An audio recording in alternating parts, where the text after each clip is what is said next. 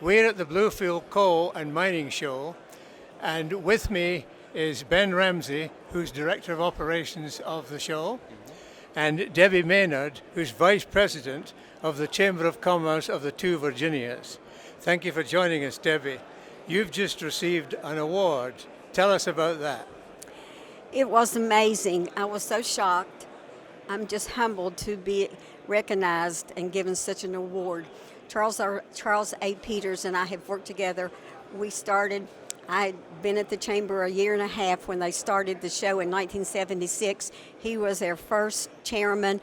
I have worked with him since then, and we have been through a lot over the years. And even today, when Bob Ramsey now is the chairman, we even talk about what Mr. Peters would want to do with a certain situation or with certain exhibitors and how he would handle it. So therefore, it's just an honor. It's unbelievable that they would acknowledge me in such that way. And I believe you've been just about every coal show, is that correct? Yes. Yes, we had the 1976 coal show out here to Armory. We had no office. We worked out of the National Guard's office there. They allowed us to work. We borrowed typewriters.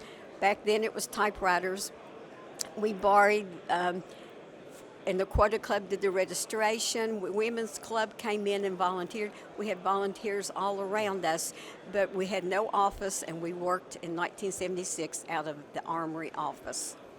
And the show has grown and grown over the years, and this year there are 165 exhibitors. Yes, 165 exhibitors, and a lot of them have been 35 that were not in the show in 2019. However, a few of them have been in the show over the years, but they've come back because of the way the coal industry has done so much better. They said, we've got to be there because in Bluefield at your show, we know we're going to see the right people.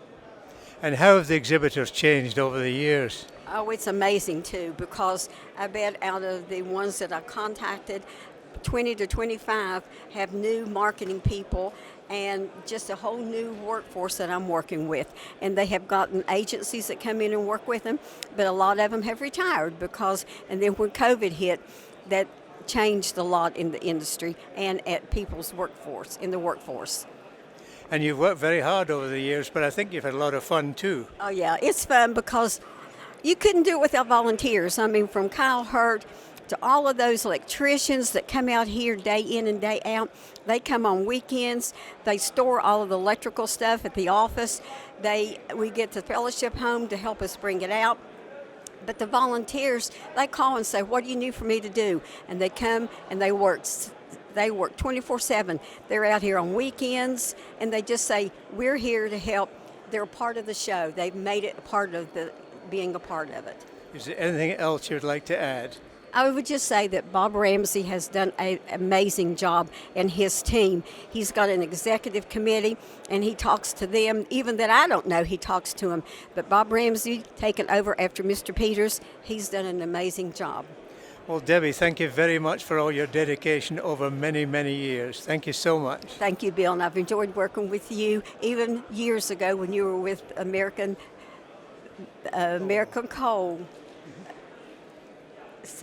Longwall, yes, back then, yes, I remember you then. And then when we do the coal symposium, you've been a force in that, and that's been very successful over the years. Well, we've had great fun, Debbie, and again, thank you very much indeed. Thank you very much. Ben, you're Director of Operations for the show. What have been some of the biggest challenges you've had to face this year? I would say from an operations standpoint, coming after a hiatus from COVID is definitely something that we all had to think about, and we're still thinking about. Honestly, we're trying to poise ourselves for our future and the future of this show. We're very fortunate to have a great rebound in the coal industry right now, and we're looking to kind of capitalize on that with everything here at the show and hopefully build it forward. But everything has its challenges, and hopefully we can kind of tackle everything with our exhibitors' input, but we're very, very excited to be back here.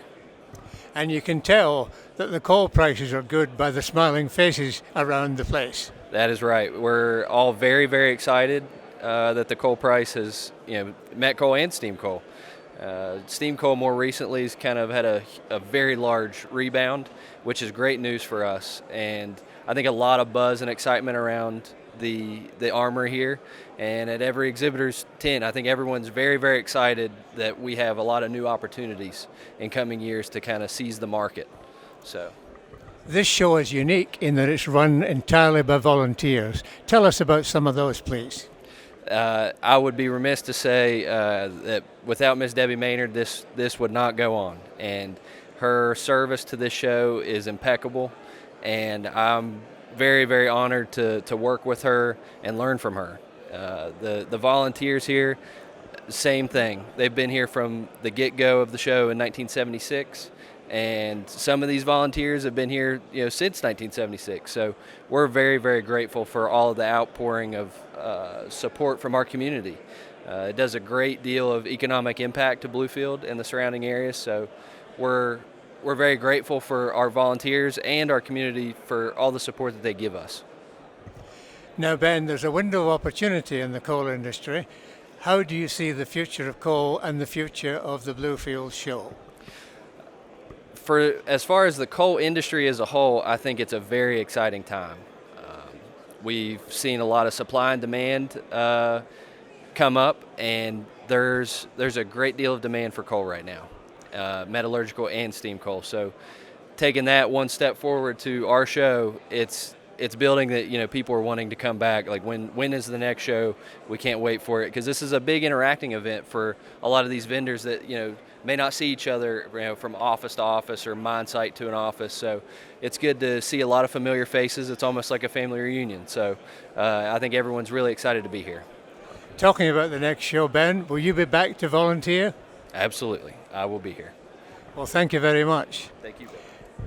Debbie and Ben, thank you very much indeed.